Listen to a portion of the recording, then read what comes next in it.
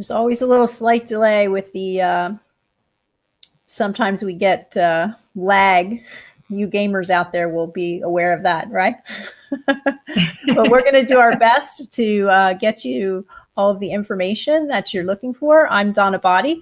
I'm with Delos and also SCORE, Montgomery County. And I am also joined today with Anu Anand, who is from Inner Springboard, and she is with SCORE of Chester County. And Delaware County. That's right, Chester, Delaware. We have to get that right. So let's get going. I don't know if it's set up so that everyone can see everyone else chatting at this point. We can see your questions, however. So just someone at Roberta asked that in the chat. So thanks very much. All right, well, let's get going. I'm going to share my screen. We have some PowerPoint, and then we're going to come back on for some conversation as well. Just to let you know that we are, let's see, we share the right screen to you. We are part of SCORE Montgomery County, and this workshop is being put on in conjunction with them. Now, SCORE Montgomery County is part of the National SCORE organization, and their mission is to support small businesses through mentoring and education. And if you are not using a SCORE mentor for your business, I highly recommend that you take advantage of this free resource that's available to you. And if you would like a SCORE mentor, I think we had asked in the sign up if you're interested in finding out more information. If you are decide on this webinar that this sounds like a good thing for you, just please put your email in the chat and tell me, yes, I'm interested in a SCORE mentor, and we'll hook you up with someone from SCORE who can give you more information and help you out about your areas of business. Today, we're going to talk about a framework for digital marketing success. And what are some of the things that you can do? As I mentioned, I'm Donna Botti. I'm from Delos in Collegeville, Pennsylvania. And what we do is we make the web work for you. That's websites and digital marketing strategies. So we can help you out with your needs in that area. Also with us is Anu Anand. I'll let you introduce yourself. Welcome, everyone. This is my name is Anu Anand, and I work with business owners in helping them identify what they need to get more clients and to get them to buy from you, and to get them to keep on coming back for referrals and new business. Excellent. We all want new business, right? And referral business especially. So let's talk a little bit about the changing web and social media landscape today. Everything has changed because of these supercomputers we're all running around with in our pockets, and it's really changed the buyer behavior, and it changed our own behavior as consumers. We need to catch up as businesses as well. The technology we have and the amount of information that we now have access to has really disrupted whole industries. You think about industries like real estate or bookstores or so many different things. Taxi companies have totally been changed around by these new technologies and new ways of doing things. So it's changing very, very fast. And the big challenge for us as business owners is how can we keep up? How can we adjust what we're doing to the new realities of how people want to communicate today? So there's a lot of information out there. There's a lot of different social media channels. It seems like everyone, every day there's something new. Are we on Snapchat? Well, Pinterest was the cool thing. What should we be doing? And where should we be spreading our message in order to get the attention of our customers? So one of the things that I typically see the reaction of people is that it's something like this. There's too much information. I'm not getting results. It's changing too fast, and I don't have enough time to do all this stuff. So what is it that you can do to try to tame this beast and get results and still keep your sanity? If you're not a social media person, if you're not a digital marketer, but yet it's essential to your business, what do you need to do? So just a tiny bit of background on what is happening now. You can't ignore all this stuff, right? Half of adults use more than one social media site every day. Snapchat has 250 million users per day today. It is, insane how fast different things are growing. I saw a infographic the other day that talked about like how long things took to get to be 50 million users. So like it took, airplanes, so many years, and cars, 50 years, electricity, 20 years. The time has been going down and down and down. It took Facebook like 3 years to reach 50 million users. It took Pokemon Go 18 days to reach 50 million users. I was just astounded at that. This just speaks to the speed of the change and what is happening. And I think it's really, behooves us to have an approach that can roll with the changes and not have to be redone every time. So the new battleground for brands is really the moment, that instant you want to do something. Google has this saying today that we don't go online anymore, we live online, and it's true.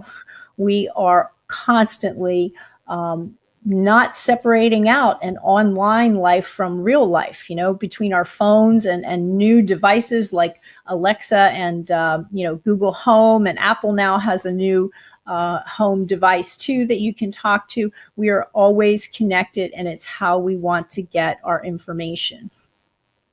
So the difference that's happening today, in some surveys, 90% of smartphone users said they weren't absolutely certain of the specific brand they want to buy when they begin looking for information.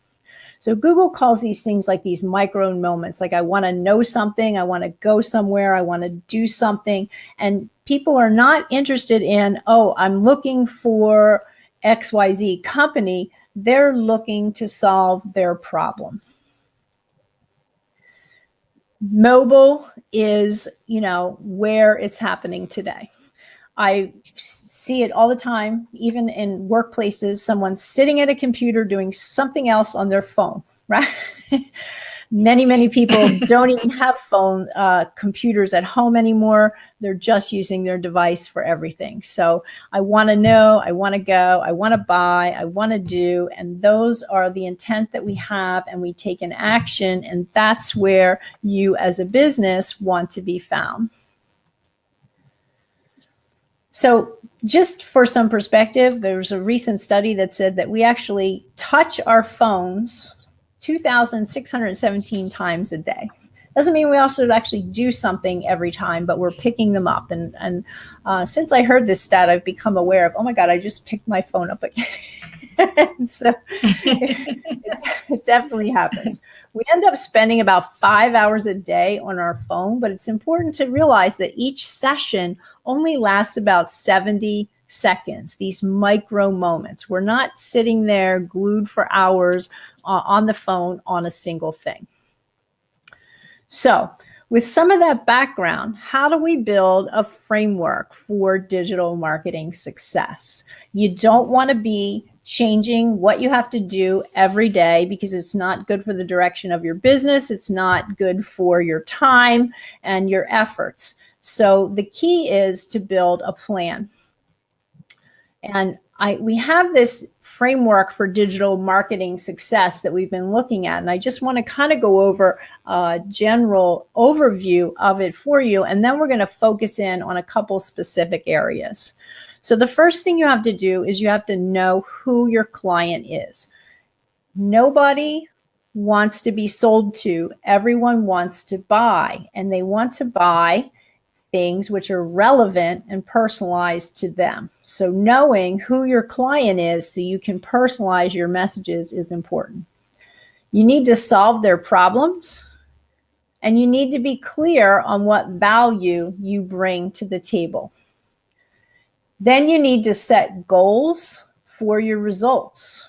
What are you trying to accomplish? What do you want people to do? Whether it's, a visit to a store, a sign up for a mailing list, redeem a coupon, a phone call. What do you want them to do? And then you need to understand the buyer's journey.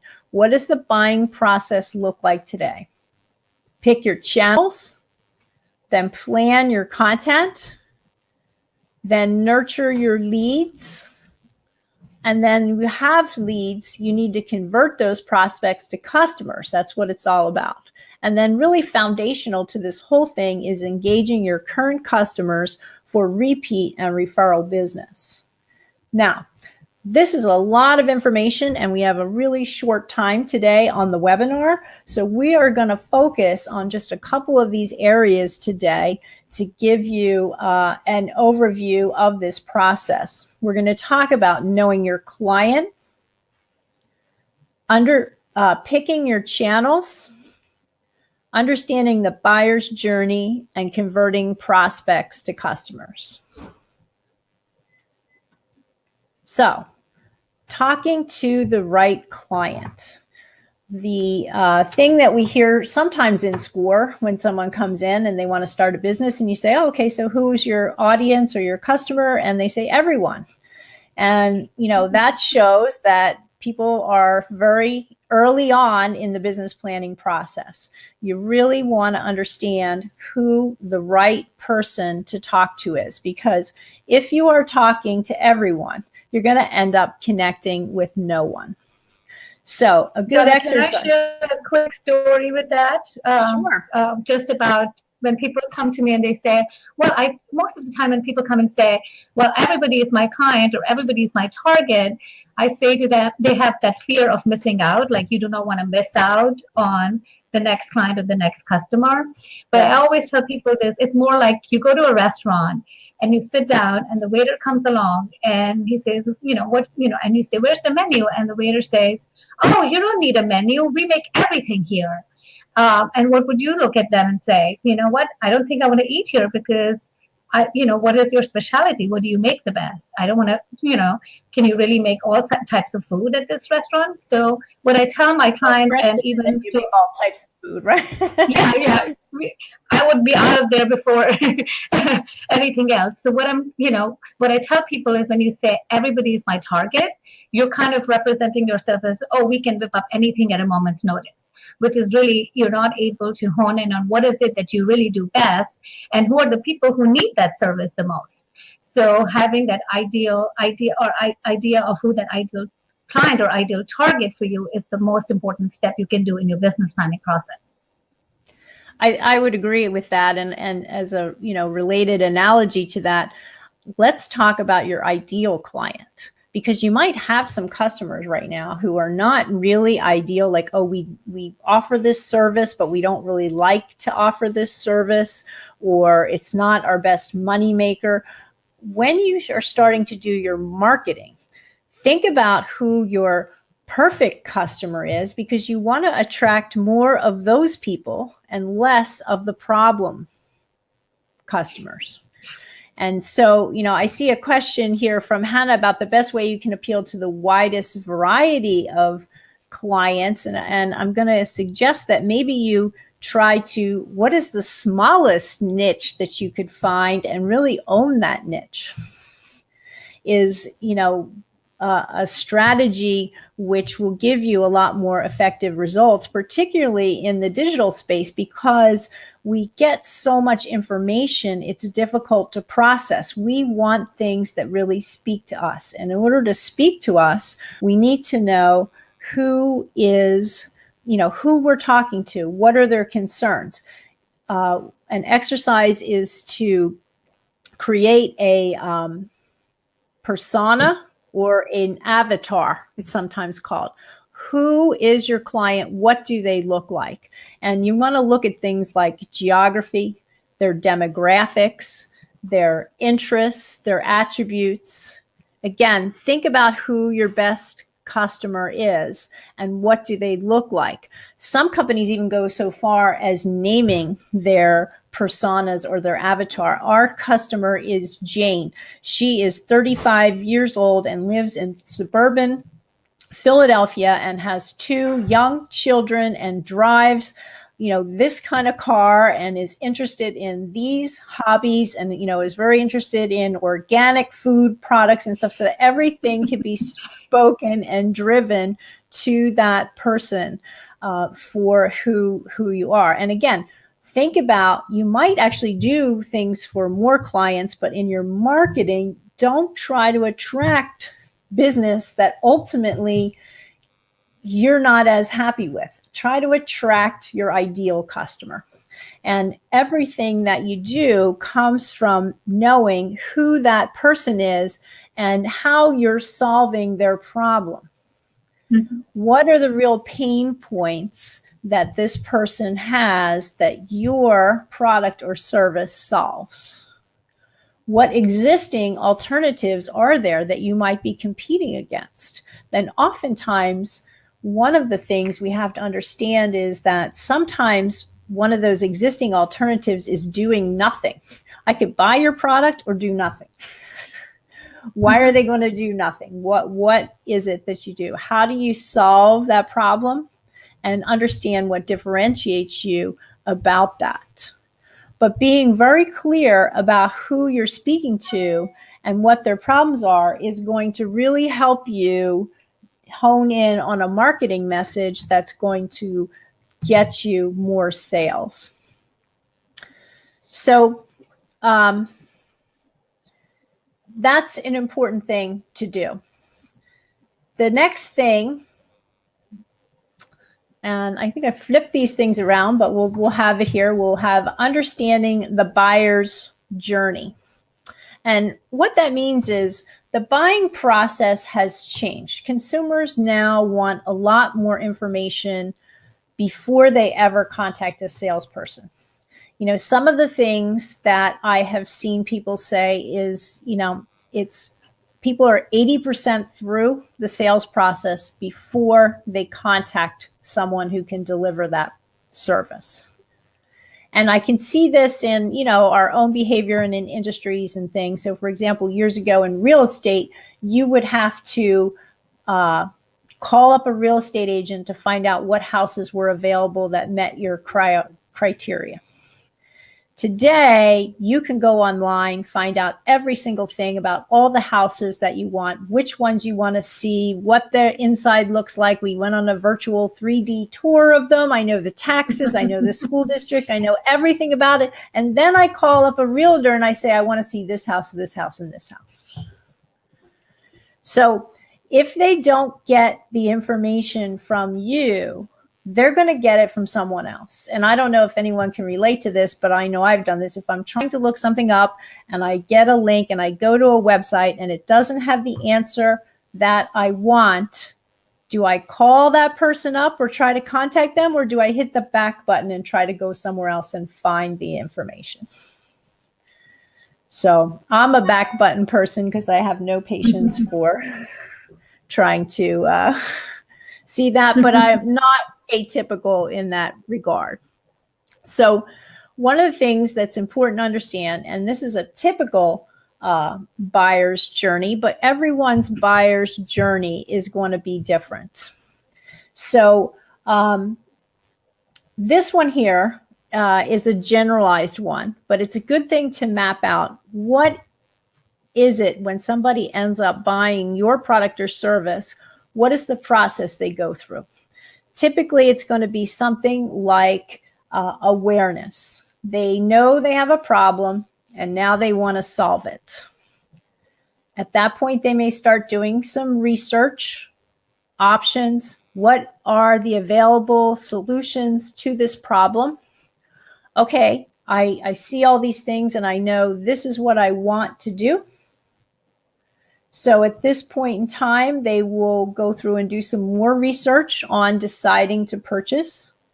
Then there is the purchase and the buying experience. They make the purchase or implement your solution or buy the service from you. The whole experience of buying is also an important part of retaining customers, getting referrals, right? Why do people choose to call an Uber instead of calling the old-fashioned taxi service. The product essentially is the same. It's the experience that's different. And that's the difference in there. So you have to think about in your terms. And then retention will be the last one. They want to stay with you and they want to refer you. So try to map out, like if you are a pretend customer of yours, not knowing anything about what it is you're doing, becoming aware that, oh, wait, I need this. And then the steps they're going to go through. Different industries are going to have different buying cycles, right? They're going to, some are going to be really long, some are going to be really short. If I need to try a new bakery, it's a different decision than if I want to buy a new car. So there's different things that you have to look at, right? So understand that. Map out for your business the process someone goes through. And even to the point of your retention. How are you helping that? What are you doing to help that along? Once you understand that and who you're talking to, the next really important thing for you to do is to pick your channels. We start to talk about there's a lot of different social media outlets out there. You can't be everywhere at once. So where should you focus your efforts? If you are a business operating in a specific geographic area, in other words, you're not a web-only online business that can go anywhere, the most important thing you can do is make sure that your NAP, N-A-P, is consistent across the web. NAP stands for name, address, phone number, and then I'm saying plus your website on there. And the reason for this is so much of what we do today is driven by maps and the location and knowing. If I look up on my phone, where can I get pizza? And I am in Philadelphia, it is not going to show me any pizza results in St. Louis, Missouri, because being on the map is relevant. So this is really still the number one thing that a local business can do, and that is to claim your listing on Google. You can go to business.google.com. It's free. And I want to just say that Google does not call you. Any business owners out there get any phone calls purporting to your listing is in danger of being removed? You must do something now. That is not Google. Just to kind of let you know that. So, claiming your listing on Google and making sure that you are found on the maps as people search with local intent is probably one of the best things that you can do to jumpstart all of this other stuff. The other thing that you should do is make your website the center of your strategy. Use that as the platform where you tell your story and put all of your information, and then use the social media channels as outreach and a way to amplify your message, but to drive traffic back to your website. It's really important that the website is your core because you own it.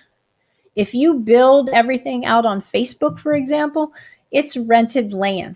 Facebook has the terms of service and they change whenever they want to. As a matter of fact, just a couple weeks ago, Facebook, again, in another blow to businesses, has said, you know, it's social media. We think you want to see things from your friends and family most. We don't think you want to see much and get so much information from publishers and businesses. So you have to adapt to those realities. And, you know, again, having your website be the repository of all of your messages and stuff is a smart way to avoid getting locked into a particular channel that is no longer popular or working for you because you don't control the terms.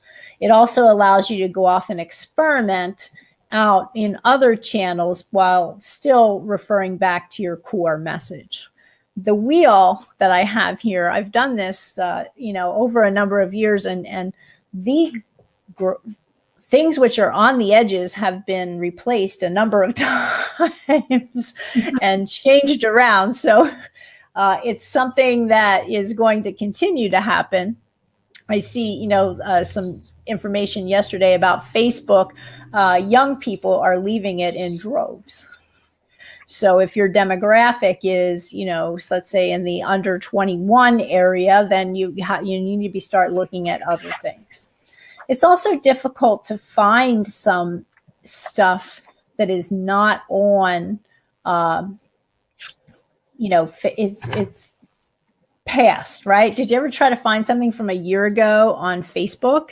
It's almost impossible to do that. So having your website tell your story is going to pay dividends for you all around. So I have to give an example of what I like about, being able to use the website as a resource.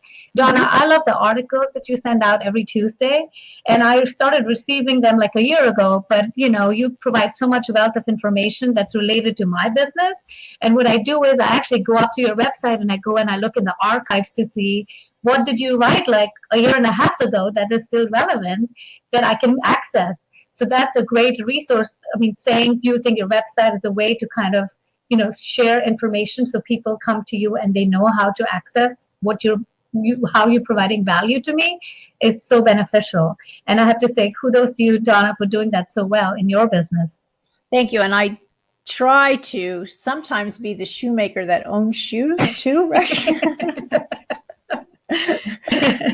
It's hard sometimes, but it's a perfect example of how we repurpose stuff, right? Because, what you're talking about is a Tech News Tuesday. It's a very short article I put out once a week.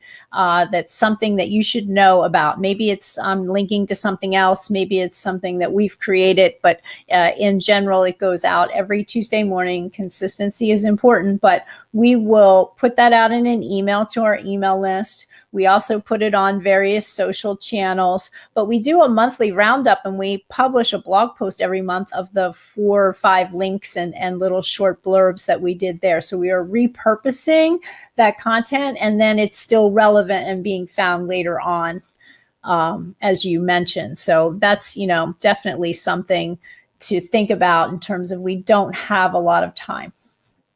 So,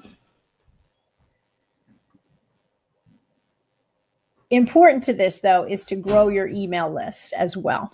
And part of getting that traffic to the website should be actually you being able to contact customers directly. You can't really contact each of your Twitter followers or each of your Facebook fans, at least not without paying to reach them all. Email is still the preferred channel for about 70% of consumers for how they receive information from businesses. And the thing about growing an email list is essentially you're growing your prospect and customer list, and you can contact those people whenever you want. So I use the example of a hair salon that we work with who, that one of the things they love about the hair salon, all of a sudden I have a random opening on a Saturday that I wasn't expecting to have. They put out an email on Friday, it's filled. I also have like a bed and breakfast who, again, if they have specials or a time's not happening, okay, I'm going to put out a special just to my VIP list. And again, they are getting the information in there because they can contact people they know are interested in them. This is not a paid email list. These are people who have expressed interest in you. So why do you want to grow your email list? Because you're going to reach people where they are. It gets delivered in their inbox and they have to take action. Your email, I might not read it the day I get it, but it's going to sit there until I do something about it. So even if I didn't have time to read, I saw your name, I saw your appealing subject line, I have some indication of what you're doing, and I opened it and read it if, I found it valuable and informative.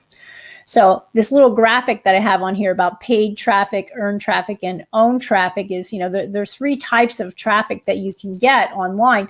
Paid traffic is advertising, paid advertising, which social media is really becoming more and more of a paid channel. It's great, but as soon as you stop paying, the traffic stops coming. The second area is earned traffic, and that's because, you've got a great fan base on Facebook and they're, post that went viral and it's being shared all over the place, or you have valuable blog content or pages on your website that's ranking well, and that's great. But it takes a while to build that up. But what you should be trying to do is convert that paid traffic and that earned traffic into owned traffic, which is people you can contact when you want to. They said they're interested in your business. How are you going to keep in touch with them and ultimately turn them into customers? Mm-hmm. So, and that's what it's all about, right? So yeah, you just want to have those conversations with your prospects. Right. So you want to grow your email list, have your website be the center, and use social media to spread the word, right? You can't be on every platform. So this goes back to, who is your client? Where are they? That's where you should be focusing your efforts. If you have a client of, people about ready to retire, Snapchat is not your platform. If your audience is retirees, LinkedIn is not your platform. Understand what that persona looks like and where are they spending their time, and that's where you should be spending yours. If you're not sure about the different things, start asking customers where they are. It's good to claim your profiles on the various sites, though, so at least you have that name, your domain name that you own, and that name of that business, having that claimed across multiple channels is good. So you can at least claim your profiles, fill them out, maybe tell people, oh, we're not active on this channel, but here's where you can find us, or something like that. But if you're trying to figure out what to do on a particular channel, you want to go in and start by just observing the conventions on that channel. What are people doing on there? And understand that it's called social for a reason. There's a rule of thumb that basically, when you're doing things on social media, it should be like 80% interesting, valuable, entertaining information, and 20% actual offers about your business. What kind of content can you provide to match what someone's looking for at a certain point of the buying cycle that they're going to find valuable? Make sense? And then social media today, you might as well consider it an advertising platform for business, because that's where it's going. Facebook, definitely, to get the reach today, you have to advertise. It's a good value. There's good targeting. Instagram is owned by Facebook. LinkedIn now offers advertising. Twitter offers advertising. YouTube has ads. Everything is there. We're not going to talk today about planning your content and your content channels, but video is really important. Repurposing across the channels, as we talked about, but understanding that, social, with its changing rules and being rented land, is pushing businesses towards, this is where businesses can advertise to speak to customers, not free things, right?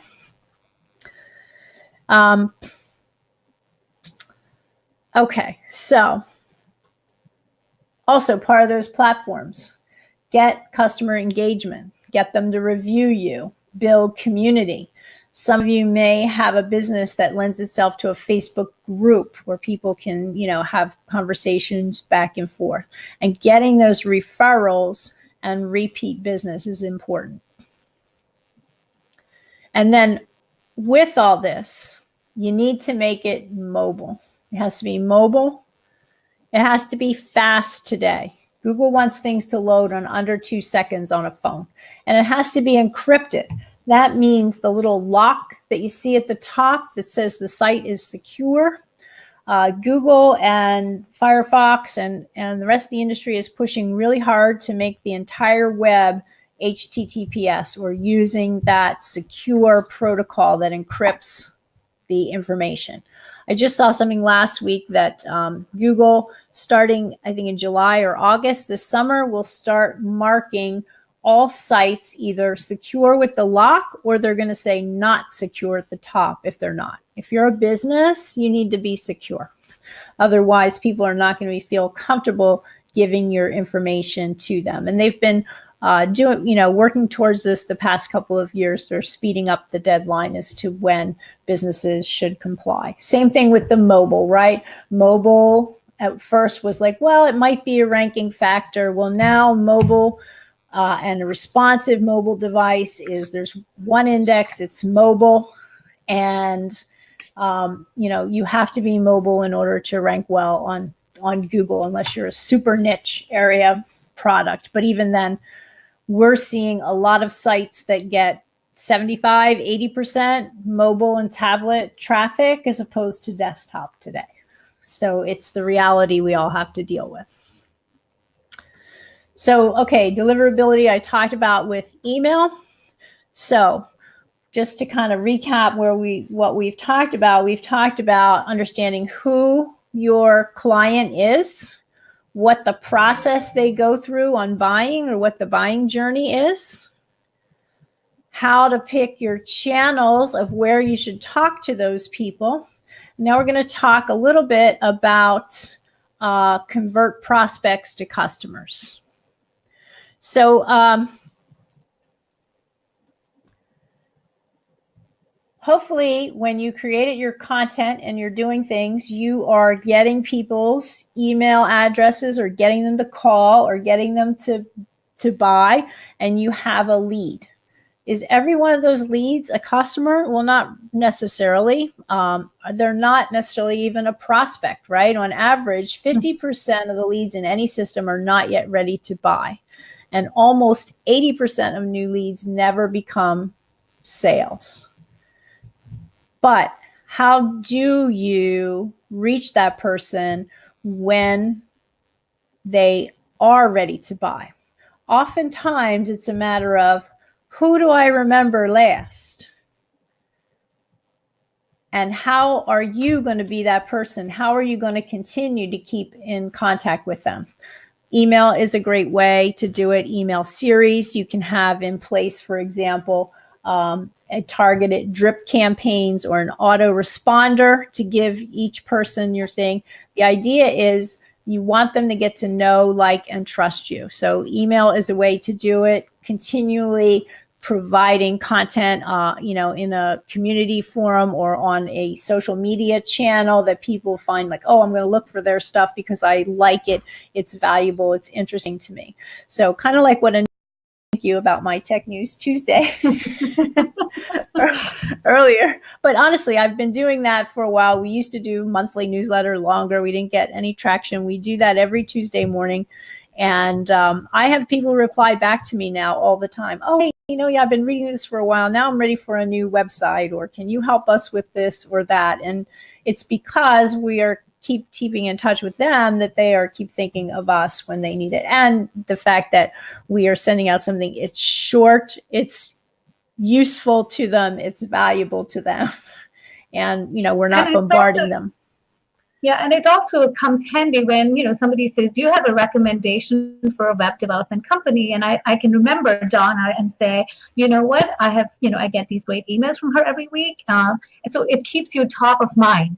And that's helpful too, because it's helping build that trust, that credibility, that consistency, that, every month or every week that you're sending something out that's valuable, that I'm tucking in the back of my head. And, you're there in my presence. And, when I need to call on you or I need to refer you, your name comes up versus somebody who might not be doing that. Right. One of my team members always tells the story of how, a couple of years ago, he had some damage on his roof and he found, this guy came and he fixed it. He did a great job. It was from a storm and, he really was, wonderful and stuff. And, recently one of his neighbors had a similar situation. And he's like, oh, who did you use on that? And Bob was like racking his head. And he's like, I can't remember. And he couldn't find the guy's name anywhere. And he didn't happen to have anything or handy or whatever. And it's like, well, because he never ever reached out again, he lost that, would have been a sure job. So it's always well, he should have attended this webinar, Donna.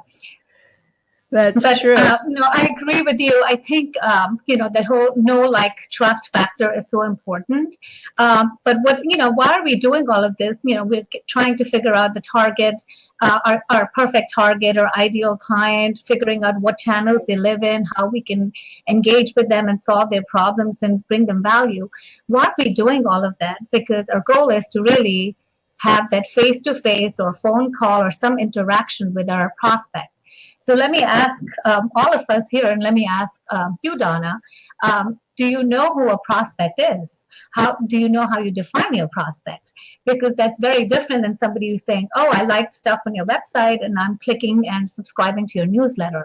What makes them a prospect is an important component to this whole process of converting that lead or that somebody who's interested to a prospect and then getting them to buy from you. Right. And Nu, do you want to speak to the slide that's on the screen about converting your prospects to customers and how you decide? Absolutely. So, I use a definition. I have 3 criteria by which I determine if somebody's a prospect or not. And what I would say to you guys is, I challenge you all to think about what are the 2 or 3 criteria that you can use quickly to know who your prospect is. In my case, it is somebody who has a need. So, do they have a need for the types of problems that I solve? So a good prospect for me is a business owner who's saying to me, I keep on having all these sales conversations. I have people interested, but then when, I want them to sign an agreement with me or buy my product or service, people say, I can't afford it or I'm not ready. So know what your prospect's needs might be. Do they have a need? Do they have an ability to make a decision? Are you talking to the right person? And if you're not talking to the right person, can that person lead you to the person who can help you make the decision? So sometimes people will come and say, oh, my sales process is so long, I'm not able to, get to in front of the right person. The thing is, you as part of your prospecting or pre-qualifying your prospects, you figure out who the decision maker is and you figure out how you can get in front of them quickly. And then the third criteria is, do they have the money to buy? Can they afford your service or your product? And how do you make sure that they understand the value that you offer? And sometimes your product or your service is not for everyone. So being clear about it, getting the answer right away, so you're not spending too much time trying to convince somebody about how you're offering a fair value. It's better to know who you're talking to and whether they can afford your service, whether they have they can make a decision to buy, and that they have a need for your service is how I would define a prospect. And then most of the time when you're saying, okay, does that person fit my criteria, they should already be part of your ideal target market or your ideal customer profile. And do you have enough information from them to even know? How do you find out if somebody has the money to buy your product or service? Well, the simple answer is ask them. Ask them good questions. The whole process of figuring out who's a lead, who's a prospect, who's a suspect, are they ready to actually, buy your product or service, comes with effective questioning. You mean we have to talk to the people? Absolutely. All this work, and you have to talk to them. But I'll tell you this too. I think most people are scared going into a sales conversation because they're so afraid of being rejected, or what if somebody doesn't like me or my product or my service. And I think sales comes down to attitude. When you go in with the attitude that you're not selling something, but you're going to start a relationship, to learn more about what that person needs and how you can help them. And most of the time, I'll say to people, don't even limit yourself by helping people with only the things that you can offer. Sometimes people will come to me and they'll say, you know what, I'm not looking for your type of service, but I'm looking for X, Y, and Z. And I use that as an opportunity to say, who can I connect them in my network? Who do I know who can help solve this person's problem? Because guess what? I build a relationship. They'll remember me for doing that. Right. It gets back to that know, like, and trust, right? Absolutely. And another thing is, if you expect this to be like a magic wand, then adjust your expectations, because know, like, and trust takes time.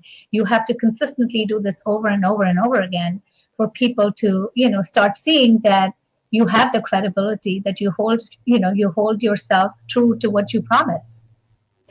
Right. And that's why, doing it over time, that's why you want to use these repeatable processes, track your processes, and also And the know your whole, numbers. right. Yeah. Can you And what speak I to mean by that for a that is, second? yeah. And what I mean by that is, as we say, not everybody is your target client. You don't need, 1,500 prospects. You might only need, 50 good prospects who will keep on coming back and buying from you. So make sure you are realistic about how many people you need to be talking to. So, prospecting is about starting with a larger number and then distilling those people down to further dig deeper to their needs, their wants, what is it that they need that you can help solve their problem with, and then building those deeper relationships with them versus trying to go spread your wings wide and try to go after everyone. So if you know your numbers and you focus on that, then you can actually establish deeper connections, provide value, bring value to your people, suspects who are interested, and they're more likely to come back to you to become your prospects or refer you to others who would be interested in your product or service as well. And the crux of all of this is it comes down to having good initial conversations, asking good questions. And I typically ask people to categorize their questions in 4 different categories. And I'm going to actually share some of those categories with everybody. Take some time to think about, am I asking questions in each of these categories? Or even look at the questions you ask right now to say, where are my questions coming from? Are they more simple yes or no questions I'm asking, or am I asking deeper questions? So the 4 types of the 4 category questions that I ask people to think about is ask for a goal or a problem solving a question. So when I meet somebody, I'll ask them, what is it that you're trying to do? Or if somebody walks into your store and they're looking for something, ask them a question. What is it that you're looking for? What brings you in here? How can I provide you a superior service today? What goals, what challenges are you currently facing that I can help you overcome? And listen for those answers. Then you can even ask them questions about how does that particular problem lies in context with their industry or the trends in their industry or the challenges that that particular industry that they might be in, they might be faced with. And then you ask them about what happens if they didn't go for a solution. What would happen to them personally? I use the WIFM terminology, and Donna, you and I use this all the time. Yes. What is in it for me? How, with me going ahead and making this decision to buy this product or service, what will it do for me and my professional self or my personal self or for my business? So try to find out from your prospect what is in it for them that they should actually go ahead and make the decision to purchase your product or service. And then the last type of question that I would definitely ask, and that comes very handy when it comes to following up when somebody is not ready to buy yet, but they're interested and you want to keep on engaging them and nurturing their interest, is asking them questions about describe decision making. What would it take for them to make a decision? Do they have a budget in place?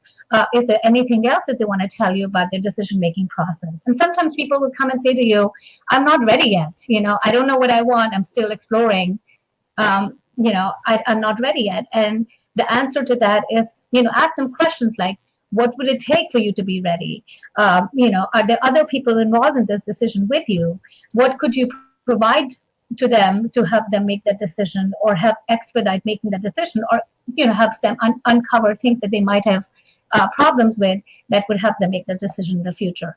And when somebody that's saying, where narrowing the buying process works too. So if they're much earlier in the buying process, what sort of resources and content have you created that can help them? Oh, maybe you would want our buyer's guide to this. Let me send that to you as well. And then you've got them marked to follow up at a later date. The point of all of this stuff that we're talking about is that we really want you to understand that this takes a system and a plan to get results, and that you want to not say, oh, that's something I'm going to do in addition to everything else I do, that you integrate it into your daily routines and try to figure out where information can, even save you time. Like sometimes on content, for example, there's content that you need to create and information resources for existing customers as well. So for our WordPress clients, maybe you call me up or you call someone up at the office here and you say, you know what, I forgot how to add a page to the menu. How do we do that? Well, one month we did a WordPress tip that had that and had a little video. It was a 30-second video. At this point, somebody just sends them the link. Oh, here, watch this.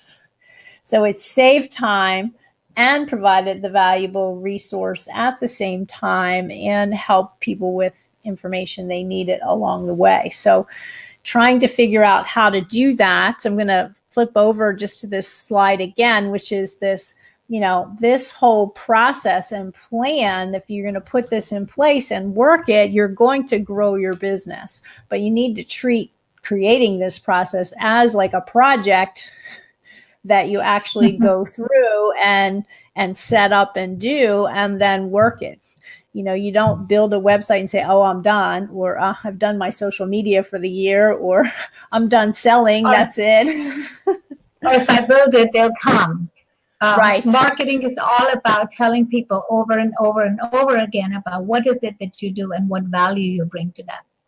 Right. But again, today, it's not about hitting them over the head. It's getting them to come to you. How are they finding you? Why are you a valuable resource for them? So as a thank you for coming to the webinar today, we actually have a little workbook we've created. It's at delosinc.com/blueprint, and it's your blueprint for digital marketing success that will kind of walk you through that framework. And you can actually go through and go through each of the areas to make your plan to grow your business. And again, that's a free download there. So I encourage you to sign up for that. We'll also send out a follow-up email on there with the link to that as well. And if this seems like daunting to you and you feel like, I just don't know when I'm going to have the time to do this, I encourage you to join our Small Business Marketing Summit, which is Turn Your Digital Marketing Efforts into Sales, where we're going to help people actually create this plan with a workbook. You'll be able to get feedback from other business owners in the room on doing it, and spend one day working on your business instead of in your business to get this out there. So I think we have a networking opportunity too, Donna. Because you will get to organically network with other motivated business owners like yourself. Right. So I think we have a couple minutes for questions. If anyone has some questions, please put them in the chat. Any feedback, anything that was clear, anything new things that you've learned, right? That would be great. Yeah, I would even be curious as to share one takeaway from our conversation today that you think you could use right away in your business, an idea, a thought, an aha. An aha.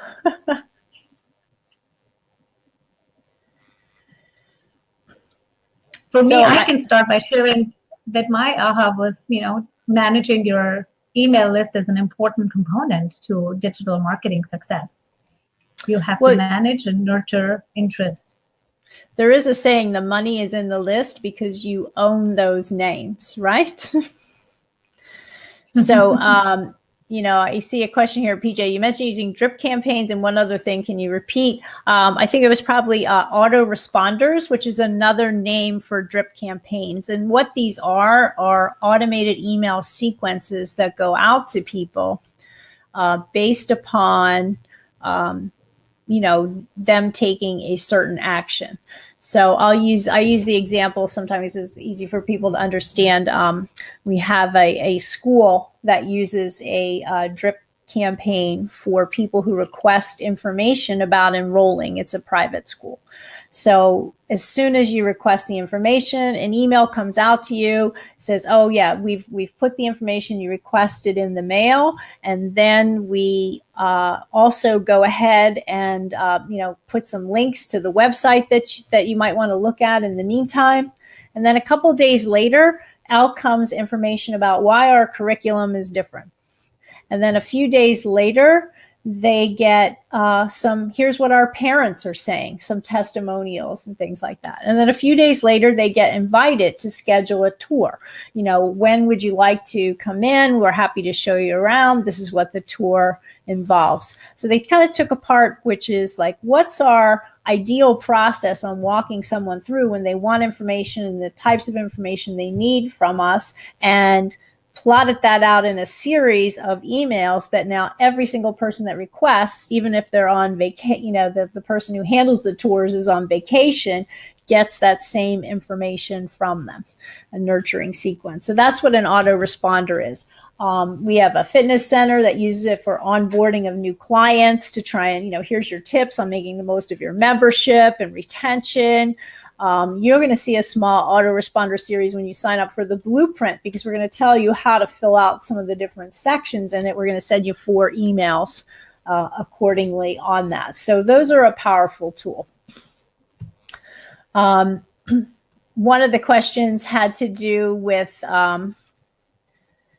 the information on, if you're on several social media channels, you have to spend all day on social media. And the answer to that is no. There are some scheduling tools out there. You can schedule your Facebook posts. You can use tools like Buffer or Hootsuite to kind of map out a calendar and schedule the tools so that you are not spending all day on social media. You're spending that time in your business. So I have a question here about how does this apply to the global marketplace, and which social channels are more prevalent internationally? And I think that really depends upon what international market you're talking about. If it's India, it's very different than if it is South America, than if it is a country in Europe. There are different considerations on all of them. And again, it's a matter of knowing who your target customer is. Go look for those demographics, go find what they're doing. I think in a lot of countries internationally, messaging apps are very big. They're starting to be big here too as a way to communicate, but not as prevalent as that. So I think all of these types of recommendations apply to the global marketplace as well, but you may end up having multiple personas for your customers if the target audience is different in different places. Other questions? I think we're through most of them. Almost, here. Yeah, close. Yeah. Mm-hmm. So I appreciate your time in coming out. I encourage you sign up and get the Blueprint Guide. It's a really handy resource for you. And if you're interested, look up the information on the Marketing Summit too. If you're in the Philadelphia area, take one day and meet with some people and get this done for your own business. Right. So thank you, Anu. And thank you, Donna, for all the insights. And you as well. And thank you all for attending. We'll see you. Yeah. Have a good one. Bye-bye. Bye-bye.